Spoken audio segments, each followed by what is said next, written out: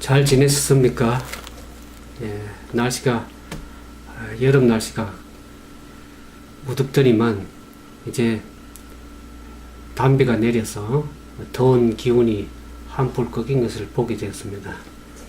아무쪼록 여름 심령 속에 이 촉촉한 담비가 내리는 것처럼 성령께서 오늘 여러분들 말씀을 듣는 우리 모두에게 촉촉한 성령의 담비가 내리기를 진심으로 바랍니다.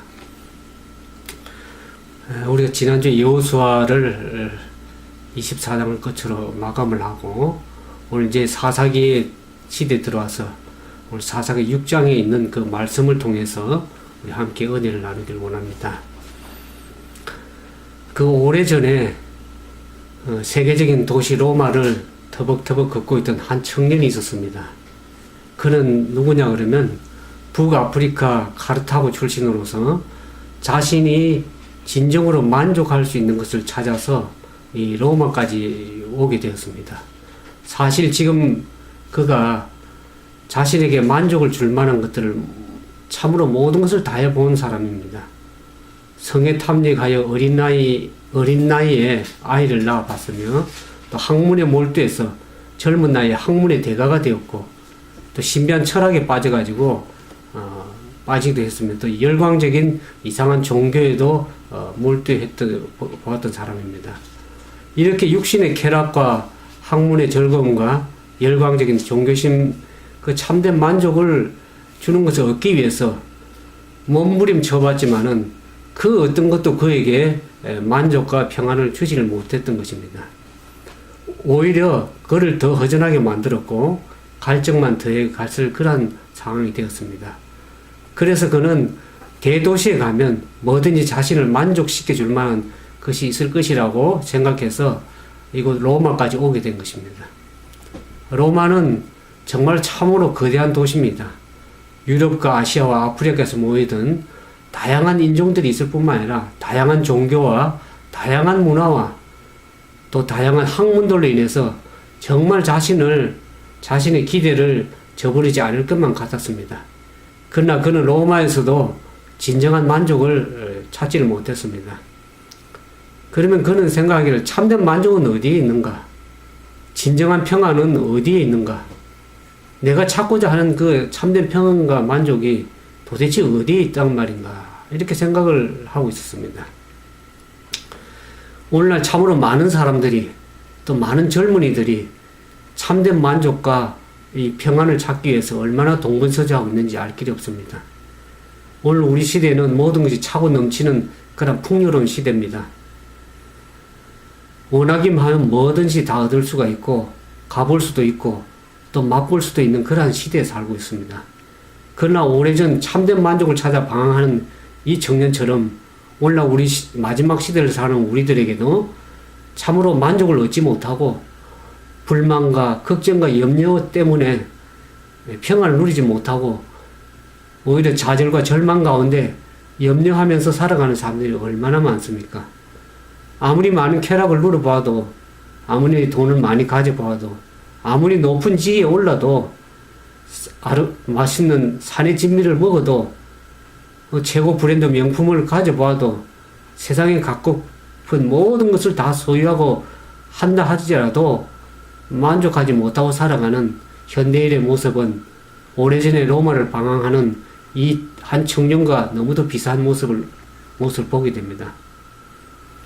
이 오래전에 로마를 방황하던 이 청년은 누구냐 그러면 기독교 역사상 가장 탁월한 신학자이자 신앙인으로 불리우는 어거스틴입니다. 그가 예수님을 만난 후에 그의 삶은 참으로 180도로 바뀌어서 위대한 삶을 살게 된 것을 보게 됩니다. 그러나 그가 주님을 만나기 전에 그의 모습은 오늘날 우리에게 시사하는 바가 참으로 크다고 할 수 있겠습니다. 오늘 이 말씀을 듣는 저와 모든 분들이 참으로 이 어거스틴이 그렇게 찾으면서 구하던 참된 만족과 삶에 있어서 참된 평안을 누리고 계십니까? 오늘 사사기 6장에 보면은 올 마지막 시대를 가는 저와 여러분이나 또 어거스틴처럼 참으로 이 참된 평안과 만족을 갈구하는 그러한 시대의 사람들의 삶의 모습들을 보게 됩니다. 이 사사기 6장에 보면은 이스라엘 백성들은 7년 동안이나 미디안의 압제를 당하고 있었습니다. 미디안인들이 얼마나 혹독하게 이스라엘 백성들을 다스렸냐 그러면 당시 이스라엘 백성들은 형편이 그야 말이 아니었습니다. 더 이상 고향의 정든 집에 살 수 없어서 고향과 집을 버리고 산으로 들로 피난해서 도망을 가서 거기서 살 수밖에 없는 그러한 처지가 되었습니다. 아마 6.25 전쟁을 겪어보신 분들이 오늘 말씀을 듣는 여러분들 중에 있을지 모르겠습니다. 여러분들이 TV를 통해서 참으로 그 당시 기록 필름을 통해서 보신 분도 아시겠지만은 집을 버리고 고향을 떠나서 피난해서 산다는 것이 얼마나 많은 고통이며 고난인지 알 길이 없습니다. 이스라엘 백성들이 미디안이 너무나 혹독하게 괴롭혀 왔기 때문에 그들이 정든 집을 떠나서 산에 가서 굴에서 살거나 또 땅굴을 파고 거기서 생활하거나 엄밀한 곳에 산성을 쌓아서 살 수밖에 없는 그런 생활을 하고 있었습니다. 그렇다고 해서 그들이 그 산으로 피난해서 산다고 해서 학대를 피한 것이 아니라 미디안인들이 어떻습니까? 아말렉 사람과 요단강 동편에 사는 아라비아 사람들까지 다 이끌고 와가지고 그 수가 얼마나 많은지 성경에 보니까 메뚜기 떼와 같다 그랬습니다. 이들은 주로 낙타를 타고 유목생활을 하는 사람들이기 때문에 그들이 산으로 피신해서 도망가서 사는 그 이스라엘 백성들을 공격해서 쑥대밭으로 만들었습니다. 이스라엘 백성들로서는 그 많은 메뚜기 같은 그 대적들을 당연히 재간이 없었습니다. 그들은 그 텐트를 가지고 장막을 치고서 눌러앉아서 이스라엘을 계속 괴롭혀 왔습니다. 그래서 이스라엘 백성들의 농산물을 각종 양식을 파종할 씨앗까지 다 걷어가면서 양이나 소나 나귀 등 모든 가축들을 완전히 강탈해 갔던 상황들을 보게 됩니다. 여기 사사기 6장 2절부터 있는 말씀을 여기 당시 상황을 이렇게 얘기를 하고 있습니다. 사사기 6장 2절에서 미디안인의 손이 이스라엘을 이긴지라 이스라엘이 미디안을 인하여 산에서 구멍과 굴과 산성을 자기를 위하여 만들었으며 이스라엘이 파종할 때면 미디안 사람, 아말렉 사람, 동방 사람이 치러 올라와서 진을 치고 가사에 이르도록 토지 소산을 멸하여 이스라엘 가운데 식물을 남겨두지 아니하며 양이나 소나 나귀도 남기지 아니하니 이는 그들이 그 짐승과 장막을 가지고 올라와서 메뚜기 떼같이 들어오니 그 사람과 약대가 무수함이라 그들이 그 땅에 들어와 멸하려 하니 이스라엘이 미디안에 인하여 미약함이 심한지라 그랬습니다.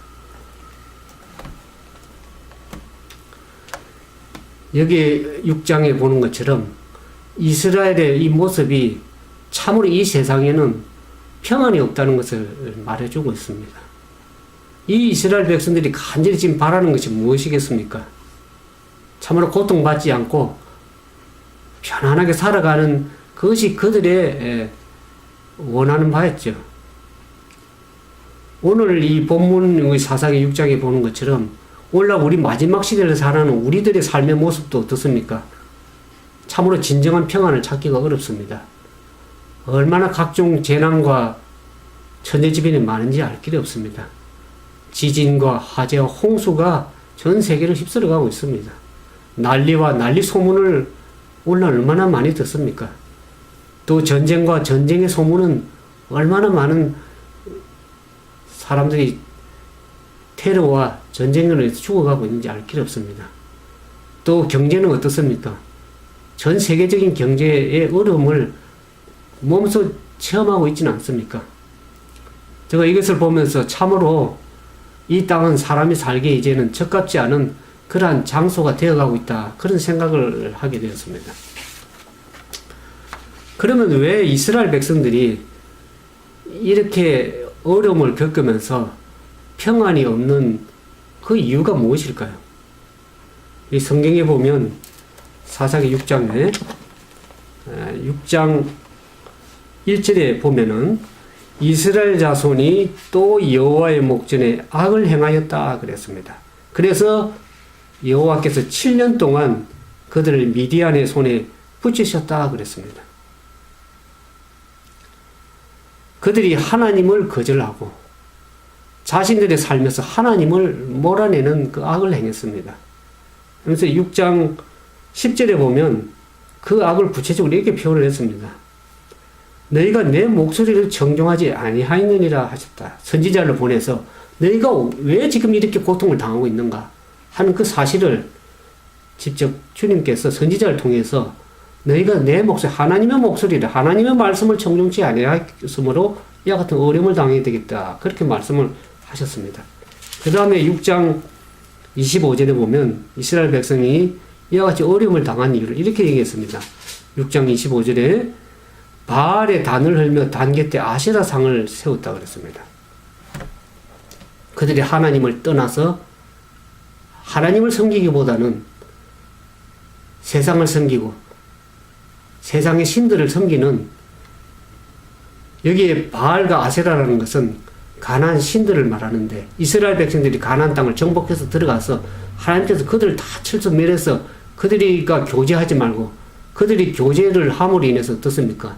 하나님을 떠나게 하고 그들이 섬기는 이방 신들을, 우상을 섬기게 하기 때문에 하나님께서 그들을 가까이 하지 말라 그랬는데, 그들을 하나님의 말씀을 듣지 아니하고 그들과 교제하고 그들 자녀들과 혼인함으로 말미암아서 어떻습니까? 하나님을 떠나서 점차적으로 어떻습니까?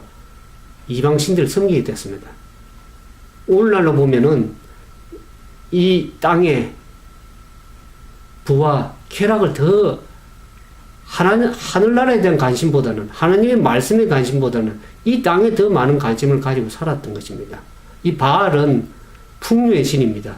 아세라는 쾌락과 다산의 신으로 숭배받던 우상들인데, 그들이 하나님의 나라와 그 의를 구하기보다는 세상에 더 섬기고, 오늘날로 말하면 더 나은 집, 더 나은 교육 환경, 좀 더 새로운 성룡차, 아직도 못 가본 그 여행,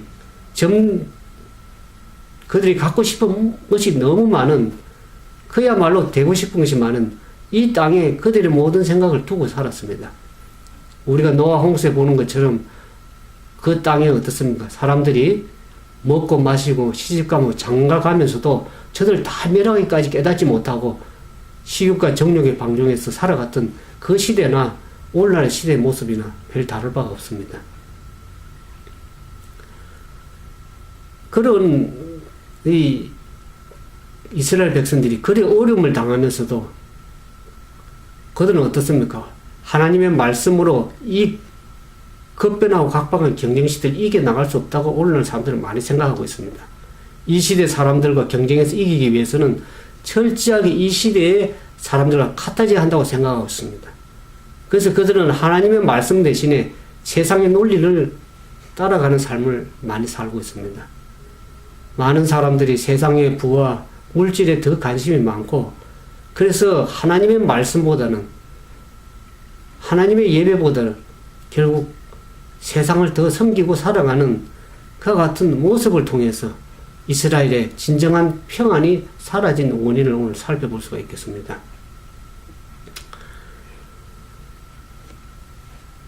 오늘 우리가 이 사사기 6장을 보면서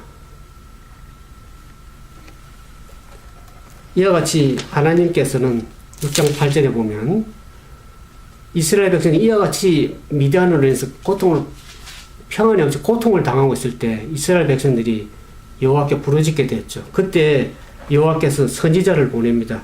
너희가 왜 고통을 당하고 있는지를 말씀을 6장 8절에 말씀하셨고, 그래서 그러나 하나님께서는 그 고통 중에 있는 하나님의 백성들을 완전히 버리지 않았습니다. 하나님께서 그들을 찾아오셔서 평안을 주시기 위해서 여호와의 사자를 보냈습니다. 그게 보면 6장 11절에 여호와의 사자가 아비에셀의 사람 요아스에 속한 오브라에 이르러 상수르 나무에 앉았느니라 그랬습니다. 이스라엘 백성들이 하나님을 버리고 우상을 섬기며 세상을 사랑하게 된 그들에게 하나님께서 찾아오셔서 그들을 고통 중에 있는 그들을 불쌍히 여기셔서 참된 평안과 안식을 주기 위해서 주님께서 찾아오셨습니다.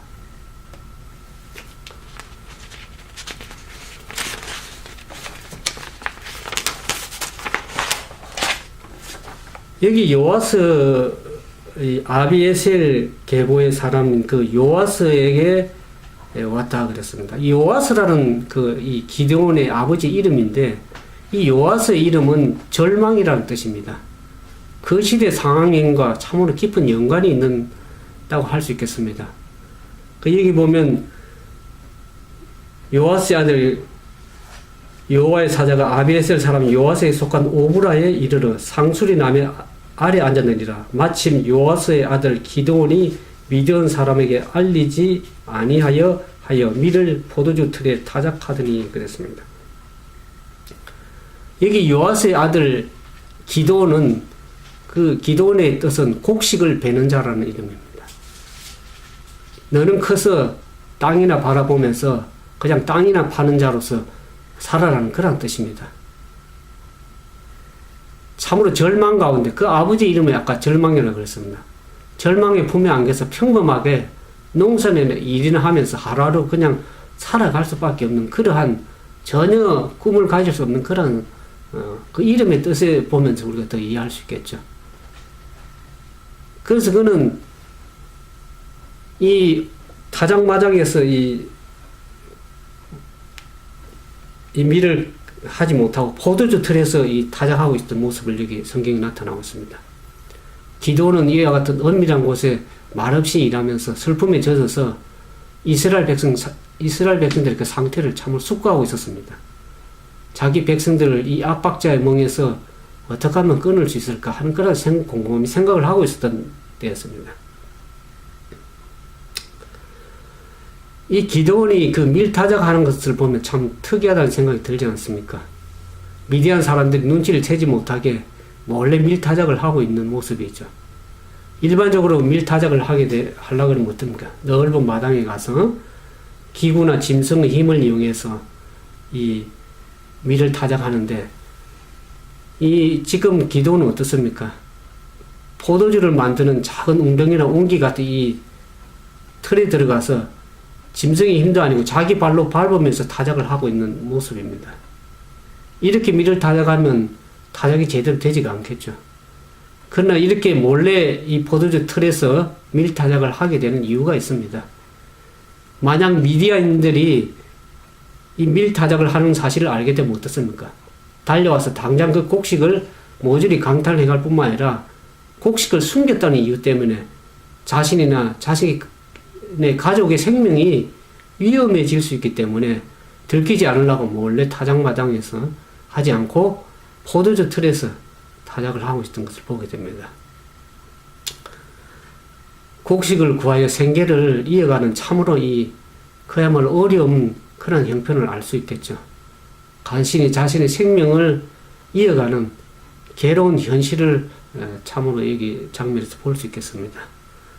그와 같이 슬픔에 젖어서 고통을 느끼면서 어떻게 하면 이 압박자의 멍에서 벗어날 수 있을까 고민하는 그 기드온에게 하나님께서 여호와의 사자가 찾아오셨습니다.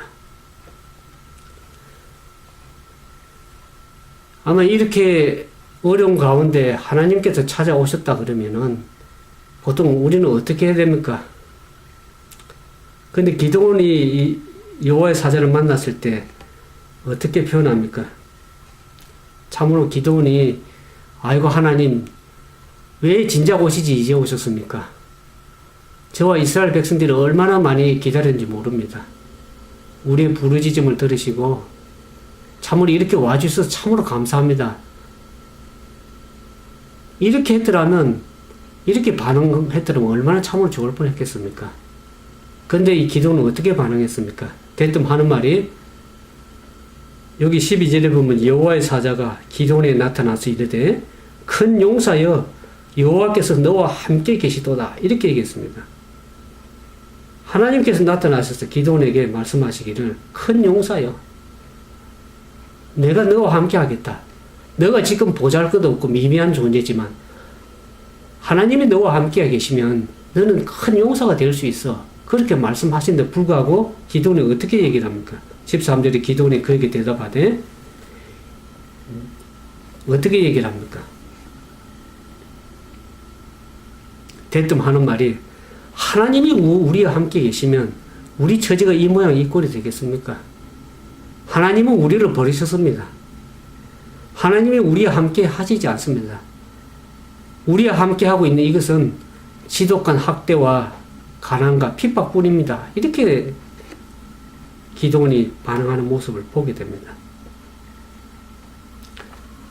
참으로 불평과 원망과 현재 불행에 대한 분노심과 하나님의 찾아오심에 대한 감격이 전혀 없는 이와 같은 기도원의 모습을 보게 됩니다.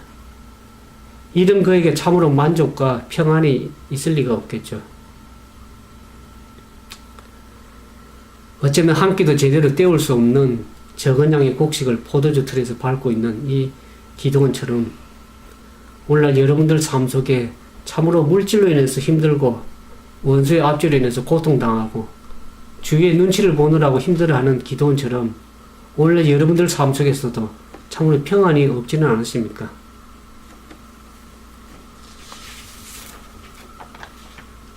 그런 기도원에게 여호와의 사자가 어떻게 얘기를 합니까? 이사야 사사기 6장 14절에 보면 내 힘을 의지하고 가서 너의 힘으로 가서 이스라엘을 미디안 손에서 구원하라. 그렇게 내가 너를 보낸 것이 아니냐. 이렇게 말씀하십니다. 너의 힘으로 할 수 있다. 여호와의 사자는 이 시뢰에 빠져있는 기도원에게 그가 당면하고 있는 이 문제를 풀 수 있는 그 열쇠를 가지고 있다는 것을 깨우쳐 주시면서 그렇게 탄식만 하고 있지 말고 일어나서 내가 가지고 있는 것으로 그 문제를 풀어나가라고 이렇게 말씀하십니다. 사실 기도원이 지금 자신이 가지고 있는 게 뭡니까? 나중에 우리 사사기 7장에 보지만은 300명의 백성들과 나팔과 빈 항아리, 횃불 그거 가지고 이 메뚜기 같이 많은 대적들 앞에서 300명의 군사 가지고 어떻게 전쟁을 하란 말인가? 또 칼과 창으로 무장한 저들 앞에 아무 힘이 없는 나팔과 빈 항아리와 횃불 가지고 어떻게 싸우란 말, 이스라엘 백성을 구원해란 말인가? 그러나 기도는 하나님의 말씀을 붙들고 그 힘을 가지고 자신이 가지고 있는 것으로 가지고 담대히 대적을 향해서 나아갈 때 그 결과는 어땠습니까? 참으로 역사상 그 유래를 찾아보기 힘든 대승리를 거두게 되는 모습을 우리가 나중에 사사기 7장에서 보게 됩니다. 사랑하는 우리 믿음의 가족 여러분, 문제를 푸는 열쇠는 내 가까이에 있다는 것을 기억하시기 바랍니다. 어쩌면 지금 여러분들 손에 그 열쇠가 문제를 풀 수 있는 열쇠를 쥐고 있는지도 모릅니다. 그 열쇠는 자꾸 보잘것없이 보입니다. 우리 성경 곳곳에서 여러 곳에서도 그와 같은 모습을 보게 되죠. 이스라엘 그 아람 나라 군대 장관, 여러분들이 그 열왕기하 5장에 보면 아람 나라의 군대 장관 나아만의 큰 용사를 보게 되지만 그가 큰 용사였지만 어떤 병에 걸려 있었습니까? 문둥병에 걸려 있었죠. 그럴 때 그가 문제를 해결할 수 있는 열쇠는 어디에 있었습니까? 멀리 있었던 것이 아니고 자기 집안에서 포로로 잡혀왔던 시중을 들던 작은 여종이었습니다. 목동 다윗이 블레셋의 그 골리앗을 무너뜨릴 때 그 어떻게 뭘로 무너뜨렸습니까? 사울 왕이 입혀주는 갑옷이나 노트구로 가지고 싸운 것이 아니고 평소에 그가 양을 치면서 사용했던 막대기와 매끄러운 울맷돌 돌 5개였습니다. 살인죄를 저지르고 애굽의 군사를 죽이고 살인죄를 누명을 써서 멀리 미디안 광야에 도망갔던 넓은 목동 모세는 어떻습니까? 이스라엘 백성을 애굽에서 구원하기 위해서 바로 왕을 만나러 갈 적에 그는 그 문제를 뭘로 해결했습니까? 그가 손에 들고 있었던 그 작은 지팡이였습니다.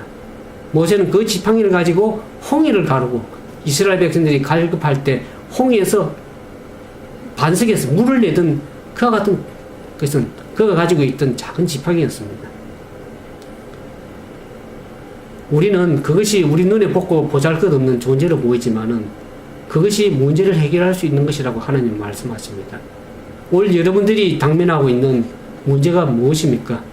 여러분 앞에 검푸르게 널려있는 홍해 바다입니까? 아니면 거대한 골리앗입니까? 아니면 여러분들 삶에 불치의 병을 당하고 있습니까? 아니면 경제적으로 어려워서 힘들어합니까? 하나님은 문제와 함께 열쇠도 가지고 계십니다. 그 문제 해결의 열쇠는 여러분들 가까이 있는 것입니다. 어쩌면 여러분들 손에 이미 쥐고 있는 건지도 모릅니다. 하나님은 이 고린도전서 10장 13절에 사도 바울은 이렇게 얘기하고 있습니다. 사람이 감당할 시험 밖에는 너희에게 당한 것이 없나니 오직 하나님은 미쁘사 너희가 감당치 못할 시험 당함을 허락지 아니하시고 시험 당할 점에 또한 피할 길을 내사 너희로 능히 감당하게 하시는 분이 우리 하나님이십니다. 아마 그 문제를 푸는 열쇠가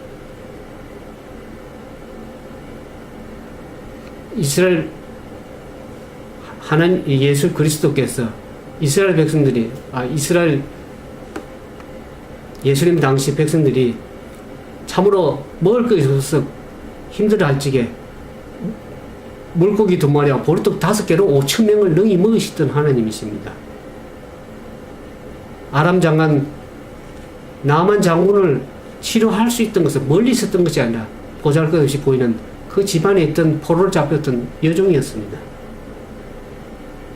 다윗이 골리앗을 무너뜨릴 수 있던 것은 막대기와 돌멩이 5개였습니다. 오늘 살펴보는 사사기 6장의 기도원도 그 많은 메뚜기 같은 대적들을 무너뜨릴 수 있던 것은 300명의 적은 군사와 나팔과 빈 항아리 해볼 뿐이었습니다. 참으로 여러분들 보기에는 보잘것없이 보이는 그러한 것을 가지고 하나님께서는 모든 문제를 해결해 나갈 수 있는 능하신 하나님이십니다. 그런 하나님을 여러분들이 믿으시길 바랍니다. 왜 하나님께 이렇게 그의 손에 있는 보잘것없는 그런 것을 가지고 그 거대한 문제들을 우리가 보기에는 거대한 문제죠. 그 문제들을 해결해 나갔었습니까? 아마 대단한 것으로 문제를 풀어나간다, 해결한다 그러면 여러분들의 생각에는 내 손이 그것 때문에 나를 구원했다고 자만할 것이기 때문에 하나님의 능하신 것을 보여주시기 위해서 하나님을 믿게 하기 위해서는 내 손에 있는 보잘것없는 그것을 가지고 하나님께서는 능한 모든 것을 할 수 있다는 것을 하나님께서 보여주신 것이라고 생각이 들어집니다. 그래서 하나님께서 저들과 함께 하실 때는 모든 것을 능하게 할 수 있다는 것을 말씀하시는 겁니다.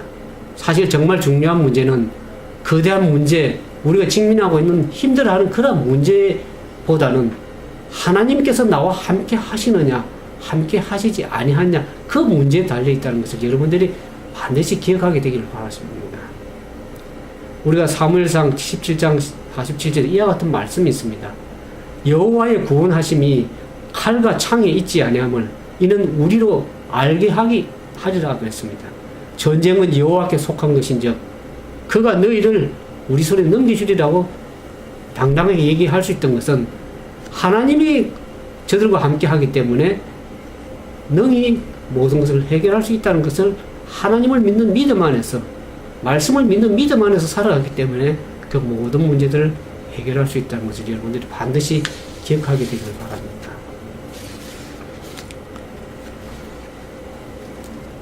그러면서 이게 사사기 6장 19절에서 24절에 보면 기드온이 여호와의 사자를 만나면서 대접하기 위해서 어떻게 합니까? 급히 가서 염소 새끼 한 마리를 준비하고 또 무게봉과 고기와 국을 준비해서 상술에 남은 알을 바위 위에 올려놨습니다.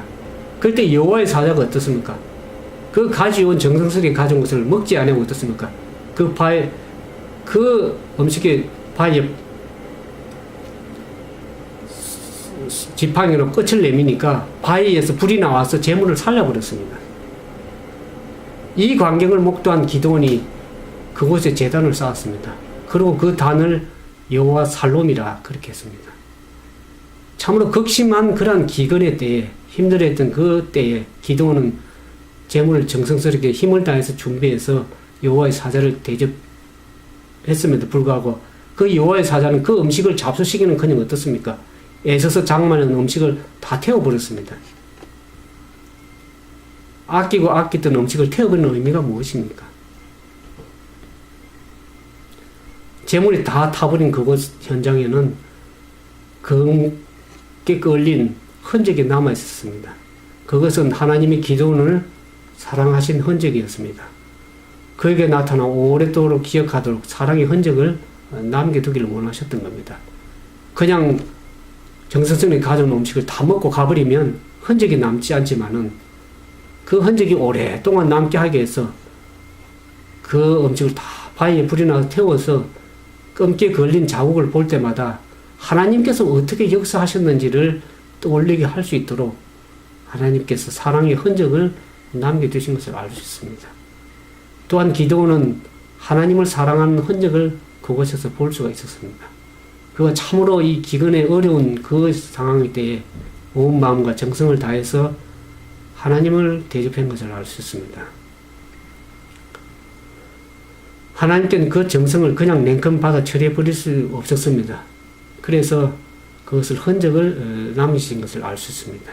그래서 기드온이 그 흔적을 볼 때마다 참으로 하나님을 기억하고 생각했던 그런 사랑의 흔적을 발견할 수 있던 것을 알 수 있습니다. 그러면서 여기 보면 오늘날 이 평안이 없는 세상에 불안과 염려와 걱정과 사고와 재난이 많은 이 시대를 살아가는 우리들에게도 이 기드온처럼 하나님께서 여러분들에게 찾아오기를 원하십니다. 기드온은 자신을 찾아온 하나님을 뭐라고 불렀습니까? 여호와 살롬이라고 그랬습니다. 그 말은 무슨 뜻입니까? 평강의 하나님이라고 그는 불렀습니다. 그가 하나님을 이렇게 부른 것은 이유가 뭡니까? 이스라엘과 그 고통 중에 있는 평안이 없는 그들의 삶에 하나님께서 찾아오셔서 이스라엘과 자신을 찾아오신 그 하나님을 비로소 만나면 난 이후에 진정한 평안은 하나님께로 온다는 것을 그가 깨닫고 난 이후에 그가 그 만난 하나님을 여호와 살롬, 평강의 하나님이라고 그렇게 얘기를 했습니다. 살롬에는 세 가지 의미가 있습니다. 첫째는 분쟁과 갈등이 없는 것을 살롬이라 그럽니다. 미디안과 이스라엘 사이의 전쟁, 그야말로 괴롭히는 사람이나 괴롭히는 일들이나 나 사이에 있었던 그런 갈등과 싸움이 사라지고 화해가 되는 것이 살롬입니다. 이 살롬은, 성경이 말하는 살롬은 갈등하는 그 당사자 사이에, 그런 문제 사이에 서로 화해되고 화해해서 오는 평안이 아닙니다. 하나님께서 임하심으로, 하나님께서 함께 하심으로 이러한 갈등의 문제가 저절로 사라지는, 없어지는, 눈 녹듯이 사라지고 참된 평안이 오는 것을 성경은 살롬이라 그렇게 표현하고 있습니다. 하나님께서 미디안을 몰아내시고 참된 평안을 주시는 것처럼 여호와 하나님을 여러분들이 만나게 될 때, 여러분 삶 속에 하나님을 모셔드릴 때 하나님께서 여러분들 삶 속에 진정한 참된 평안을 주실 수 있는 분이십니다. 두 번째로 성경이 말하는 살롬은 하나님을 만나는 체험과 관련된 말입니다. 여기 오늘 보는 것처럼 그 기드온이 그가 여호와에 만난 그 하나님이 여호와의 사자가 참으로 하나님인 것을 그가 알고 나서 그가 죽게 되었다고 고백했습니다. 우리가 성경에 보는 것처럼 사람이 하나님을 볼 때는 결국 죽을 수밖에 없다는 것을 얘기를 했죠. 그래서 그는 참으로 자기가 죽게 되었다 그런 고민 속에서 평안이 없었습니다. 그럴 때 하나님께서 뭐라 그럽니까? 23절에 안심하라, 두려워 말라, 죽지 아니하리라. 여기서 안심하라, 그 말이 살롬입니다. 비록 내가 인생으로서 하나님을 보았다 할지라도 너는 죽지 아니할 것이야. 오히려 살아계신 하나님을 만났기 때문에 너의 삶 속에 어떻습니까? 하나님의 은혜와 축복과 영광이 함께 있을 것이라는 것을 기드온에게 말한 이후에 기드온에게는 참된 평안이 찾아왔습니다. 오늘 여러분들 삶 속에 주님이 함께 하심으로 말씀, 여호와 살롬, 평강의 하나님이 임하실 때 여러분들 삶 속에 참으로 참된 평안이 있으리라고 그렇게 생각이 들어집니다. 세 번째로 이 살롬은 성경 원어적으로 보면은 살롬은 성장과 번영을 뜻하는 말입니다. 기드온이 볼 적에는 여호와께서 찾아오심으로 말미암아서 이제는 그의 삶 속에 고통당하고 평안이 없던 그의 삶 속에 하나님이 함께 하심으로 그의 삶이 평안을 찾아갈 뿐만 아니라 오히려 더 성장과 번영을 이루어갈 수 있는 그와 같은 하나님을 그가 만난 것을 알 수 있습니다. 사랑하는 우리 믿음의 가족 여러분, 여러분들은 참으로 평안하십니까? 지금은 우리가 살아가는 이 마지막 시대에 참으로 평안이 없고 개인적으로나 가정적으로나 교회적으로나 또 세상적으로 볼 때 이 평안을 찾기가 참으로 어려운 시대에 살고 있습니다. 이러한 평강이 없는 시대에 사사기 6장을 찾아보면서 그 평강이 없는 이스라엘과 기드온에게 하나님께서 찾아가셔서 여호와의 살롬 되신 하나님을 그들에게 찾아간 것처럼 오늘 여러분들 삶 속에 참으로 하나님이 여러분 삶 속에 모셔드리고 그분을 믿고 따라갈 적에 하나님께서 함께 하심으로 인해서 여러분들 삶 속에 참으로 진정한 만족과 평안, 세상이 줄 수 없는 평안, 그 샬롬을 우리 모두가 누리게 되기를 진심으로 바라면서 오늘 말씀을 마치도록 하겠습니다. 이 계시록 3장 20절에 보면 그 말씀을 마치기 전에 잠깐 말씀을 드리겠습니다. 마지막 시대를 살아가는 우리들에게 주님께서 이렇게 이 말씀을 드리고 말씀을 마치겠습니다. 계시록 3장 20절에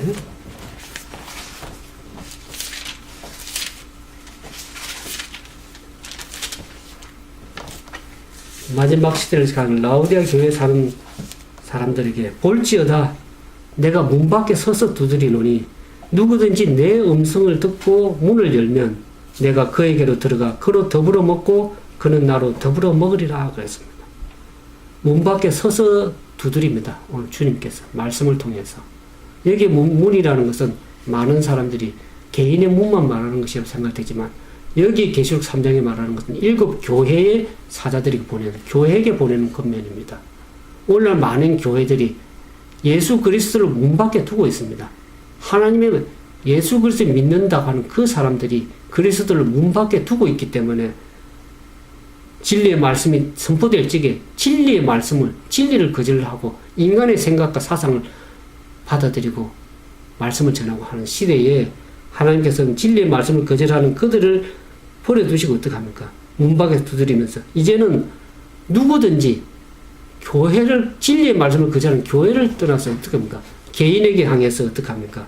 누구든지 마음을 여는 주님을 마음문을 열고 그리스도를 받아들이는 모든 이들에게 어떻습니까? 그 음성을 듣고 문을 여는 그들에게 들어가셔서 그와 더불어 먹고 마신다는 건 뭡니까?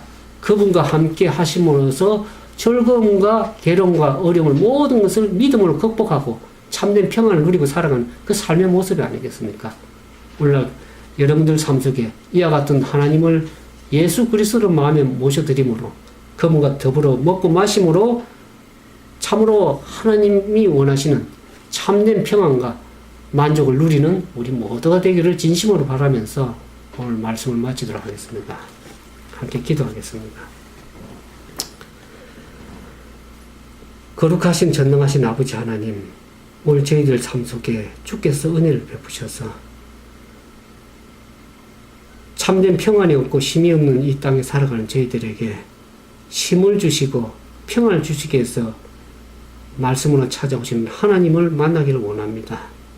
우리의 우둔하고 연약한 심령, 참으로 라오디아에 같이 뜨뜻미지근하고 부자다 하여 부족한 것이 없다고 벌거벗은 것을 알지 못하는 그 같은 당신의 백성들에게 올 마음문을 열고 주님을 모셔드기를 원합니다.